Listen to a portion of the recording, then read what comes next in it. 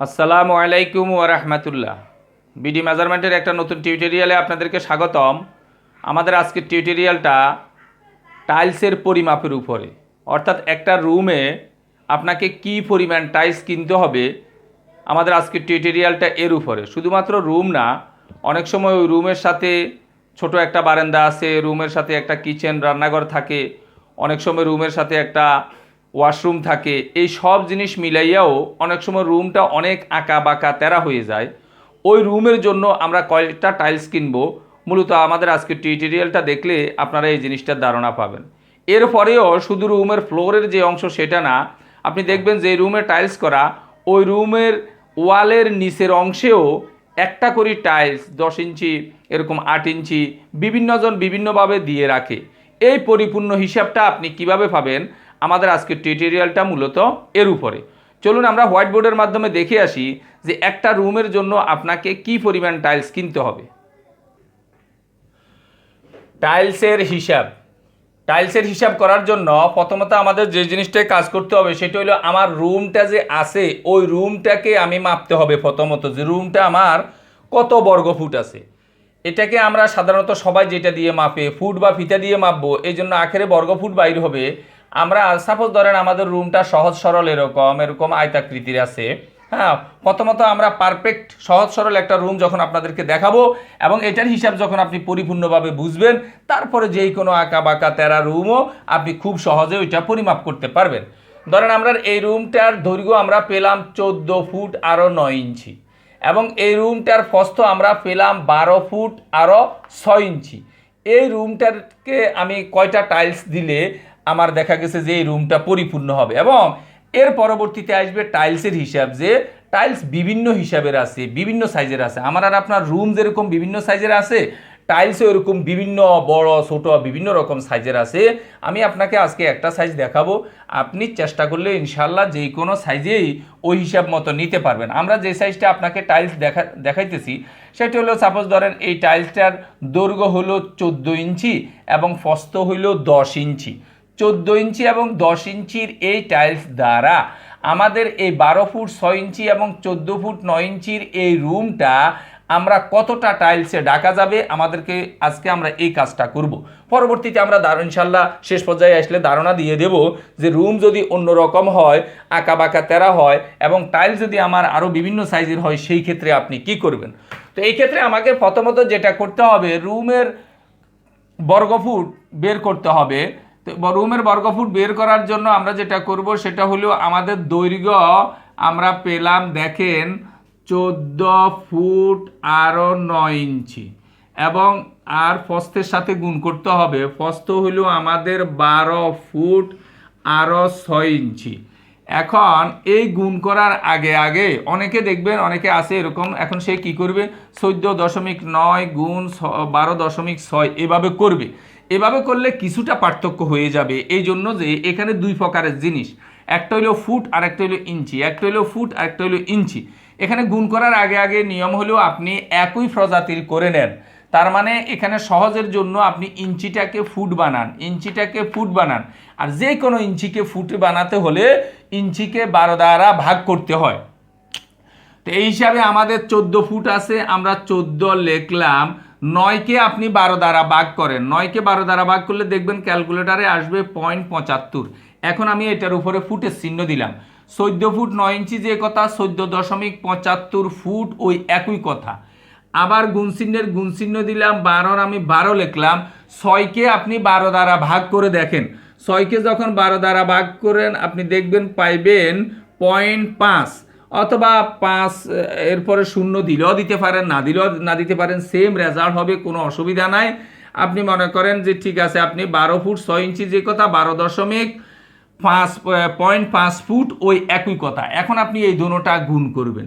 এই দুটোটা যখন আপনি গুণ করবেন তখন আপনি পাইতেছেন 14.75 গুণ 12.5। এই দুটোটা যখন আপনি গুণ করতেছেন তখন আমাদের আসতেছে 184.38। 100 যেহেতু এটা ফুটের কাজ ছিল, এই জন্য আমরা এখন এটাকে বলবো বর্গ ফুট। এই জন্য আমরা এটাকে বলবো বর্গফুট। দশমিকের পর অনেকের পার্থক্য হবে, আর পার্থক্য নিয়ে অনেকে কমেন্টও করে। দশমিকের পরটা মূলত আমরা এভাবে নিয়ন্ত্রণ করতেছি। আপাতত আমরা দশমিকের পরে দুইটা ঘর নিতেছি। 3 নাম্বার ঘরের দিকে তাকাইয়া দেখলাম 3 নাম্বার ঘরটা যদি 5 বা 5-এর বেশি হয় তাহলে 2 নাম্বার ঘরকে আমরা 1 বাড়াই দিই। আর 3 নাম্বার ঘরটা যদি 5-এর কম হয় কোনো বাড়াবাড়ি করি না, 2 ঘর পর্যন্ত যাই আছে তাই রাখছি। এই প্রক্রিয়ায় আমরা এখানে 184.38 বর্গফুট আমার রুমটার দূরত্ব পেলাম। অর্থাৎ রুমটার সাইজ হলো, রুমটার ভিতরে বর্গফুট আছে 184.38 বর্গফুট। এখন আসেন টাইলস। আমার একটা টাইলস হইল একদিকে হইল 14 ইঞ্চি, আরেক দিকে হইল 10 ইঞ্চি। এখন এই দুটোটা আমাকে গুণ করতে হবে। 10 ইঞ্চি এবং 14 ইঞ্চি আমি যখন গুণ করতেছি তখন আমাদের হইতেছে 10 আর 14 গুণ করলে আপনি দেখিয়েন 140। যেহেতু ইঞ্চি ইঞ্চি গুণ করছি এখন আমি এটাকে বলবো বর্গ ইঞ্চি। 140 বর্গ ইঞ্চি। অর্থাৎ আমার একটা টাইলসের পরিমাণ হইল, একটা টাইলসের দূরত্ব হইল 140 বর্গ ইঞ্চি। এই 140 বর্গ ইঞ্চি টাইল দ্বারা 184.38 বর্গফুটের রুমকে ঢাকার জন্য আমার কয়টা টাইলস লাগবে এখন আমরা সেই হিসাবটা করব। তাহলে আমরা রুমের পরিমাণ পেলাম, রুমটা হলো 184.38 বর্গ ফুট, আর টাইলস এক একটার পরিমাণ পেলাম আমরা 140 বর্গ ইঞ্চি। এখন একটু ভালো করে খেয়াল করেন, একটা হলো বর্গ ইঞ্চি আর একটা হলো বর্গ ফুট। আমাকে দোনোটাকে কিন্তু একই জাতীয় করতে হবে। দোনোটার সাথে কাজ কারবার করার জন্য আমাকে একই শ্রেণীর করে নিতে হবে। তা আমি এই বর্গ ফুটটাকে বর্গ ইঞ্চি করে নেব, বর্গ ফুটটাকে বর্গ ইঞ্চিতে পরিণত করে নেব, তারপরে ভাগ করলে আমার সুবিধা হবে। এই জন্য আমরা একটা সূত্র জানি, যে আমরা জানি 1 বর্গ ফুট সমান 144 বর্গ ইঞ্চি। আমরা জানি 1 বর্গ ফুট সমান 144 বর্গ ইঞ্চি। আপনি এই কথা মুখস্থ রাখতে পারেন। আপনার বুঝার জন্য আমি একটু ধারণা দিয়ে দিই, কতক্ষণ পরে আপনি বলবেন যে এটা কোত্থেকে আসছে। এটা দেখানোর জন্য আমি একটু বলি। সাপোজ ধরেন আপনার একটা 1 বর্গ ফুট কীরকম জায়গা, 1 বর্গ ফুট জায়গা হইলো এরকম। আপনি একটু ভালো করে বুঝেন, 1 বর্গ ফুট জায়গা হইলো যদি এইদিকেও 1 ফুট হয়, এইদিকেও 1 ফুট হয়, এইদিকেও 1 ফুট, অর্থাৎ সমস্ত আইলগুলো যদি 1 ফিট 1 ফিট 1 ফিট 1 ফিট হয়, এটা গুণ করলে আপনি দেখিয়েন একে একে গুণ করলে 1, যার কারণে আমরা বলি যে এটা সব দিকে 1 ফুট বুঝায়। এটাও 1 ফিট, এটাও 1 ফিট, এটাও 1 ফিট, এটাও 1 ফিট, যার কারণে এটা হয় 1 বর্গ ফুট হয় এরকম। 1 ফুট 1 ফুট চতুর্দিক যদি 1 ফুট 1 ফুট হয় তাহলে এটা গুণ করলে আমার 1 বর্গ ফুট হয়। এখন সেম এই কথাটাকেই তো আমরা বললাম যে 1 বর্গ ফুটে 144 বর্গ ইঞ্চি। এখন সেটা হয় কিভাবে আপনি দেখেন, 1 ফুট 1 ফুট জায়গা ঠিক আছে, 1 ফুট না বলে এখন আমরা এটারই ইঞ্চি বলবো। ধরেন এই দিকেও আমার 12 ইঞ্চি, ঠিক এই দিকেও আমার একটা কথারে 12 ইঞ্চি, এই দিকেও আমার 12 ইঞ্চি, এই আইলটাও আমার 12 ইঞ্চি। তাহলে আমার এখন ইঞ্চি ইঞ্চি আমরা গুণ করব। তাহলে আপনি গুণ করেন 12 ইঞ্চি গুণ 12 ইঞ্চি। তো 12 গুণ করলে আপনি ক্যালকুলেটারে দেখেন 144, 144 ইঞ্চি ইঞ্চি গুণ করছি এই জন্য আমরা বলবো বর্গ ইঞ্চি। ইঞ্চি ইঞ্চি গুণ করছি এই জন্য বলবো আমরা বর্গ ইঞ্চি। তার মানে আপনি সূত্রটা বুঝতে পারছেন, প্রমাণ হয়ে গেছে যে 1 বর্গ ফুট সমান 144 বর্গ ইঞ্চি। 1 বর্গ ফুট যেই কথা 144 বর্গ ইঞ্চি ওই কথা, 1 বর্গ ফুট যেই কথা 144 বর্গ ইঞ্চি ওই কথা। এখন আসেন, তাহলে রুমটা যে 184.38 বর্গ ফুট ছিল এটারে আমরা কত বর্গ ইঞ্চি এই কথা বের করে ফেলবো।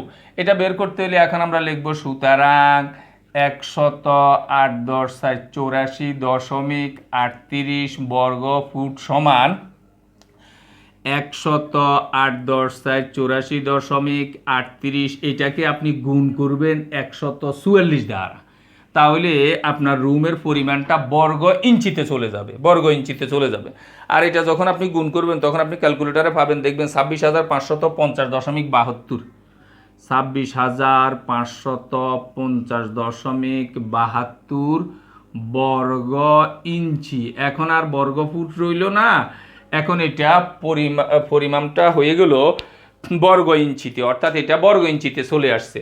অর্থাৎ রুমের পরিমাণটা এখন রুমের সাইজটা কি হলো 26,550.72 বর্গ ইঞ্চি। 26,550 50.72 বর্গ ইঞ্চি। এখন আমার একটা টাইলসের পরিমাণ হইল 140 বর্গ ইঞ্চি, তাইলে এতটুকু ডাকতে আমার কয়টা টাইলস লাগবে এই কথাটা বাইর করা খুবই সহজ।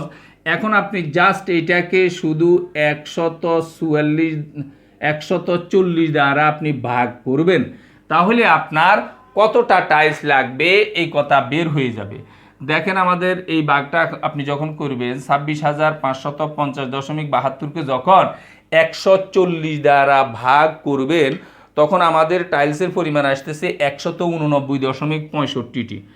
108.989.65টি টাইলসের পরিমাণ টুকরা, এই জন্য আমরা টি লিখলাম এতটি। এখন একটু দেখেন 189টা কিনতে হবে, আরও 0.65 কিনতে হবে। এই কথার অর্থ হইল আরও একটা টাইলসের 100 ভাগের 65 ভাগ কিনতে হবে। এটা তো আর আপনাকে দেবেও না, এটা বলাও যাবে না ওদেরকে যে আমারে আরও একটার যে 100 ভাগের 65 ভাগ দেন, এ কথা বলাও যাবে না। তাহলে আমরা কি করব, এই 65-রে আরও একটা বাড়তি চিন্তা করি।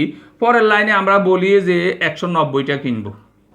189টা না কিনে আমি কিনবো 190টা। এখন 190টা যে কিনবেন ঠিক আছে, এখন একটা কথা আছে, অনেক সময় এই সেম একটা কোয়ালিটির একটা কালারের আপনি টাইলস কিনতেছেন, কোনো কারণে 5 দিন 7 দিন 10 দিন পরে একটা দুইটা তিনটা যদি শর্ট পড়ে, আপনি ওরকম নাও পাইতে পারেন, দোকানে শেষ হয়ে যেতে পারে, তখন একটা অসৌন্দর্য দেখা দিবে। যার কারণে একটু সতর্কতার জন্য অনেক সময় আপনি কাজ করতে গেলে ওই কাজের লোক অনেক সময় ফাইন নিচে দিয়েও একটা দুইটা তিনটা নষ্ট হয়ে যায়, ভেঙে ফেলে, নষ্ট হয়। কাটতে গেলে একদিকে কাটতে লইছি, আরেক দিকে চলে গেছে, কোনো কারণে একটু সমস্যা হয়েছে, নষ্ট হয়ে গেছে, একটা দুইটা তিনটা নষ্ট হয়েছে। এই জন্য আপনার উচিত হবে আরও অন্তত 3-4টা বা এরকম দেখা গেছে যে 3-4টা আপনি আরও একটু যোগ করে নেবেন, হ্যাঁ, আপনার সুবিধার জন্য, যে আরও 3-4টা যোগ করে নিচ্ছেন। সতর্কতা এগুলি। আবার একটা কথা মনে রাখিয়েন, এখন আমি যেটা আপনাকে যেটুকু দেখালাম এটা হলো আপনাকে ফ্লোরের নিচের অংশ দেখাইছি। এখন ফ্লোরের নিচের অংশের সাথে সাথে আপনি দেখিয়েন আমাদের রুমটা যদি একটা কথারে এরকম হয়, একটা রুম যদি এরকম হয়, রুমের এই ফ্লোরের পাশাপাশি এরা কি করে, এই ওয়ালেরও, এটা যদি ওয়াল, এদিকে আমি ফ্লোর বুঝাইছি, এটা হইলো ওয়াল। এখন এই ওয়ালেরও আপনি দেখিয়েন একটা করে টাইলস বা 10 ইঞ্চির, এরকম 8 ইঞ্চির, 9 ইঞ্চির, 12 ইঞ্চির একটা করে টাইলস ওয়ালের চতুর্পাশেও দেয় সৌন্দর্যের জন্য।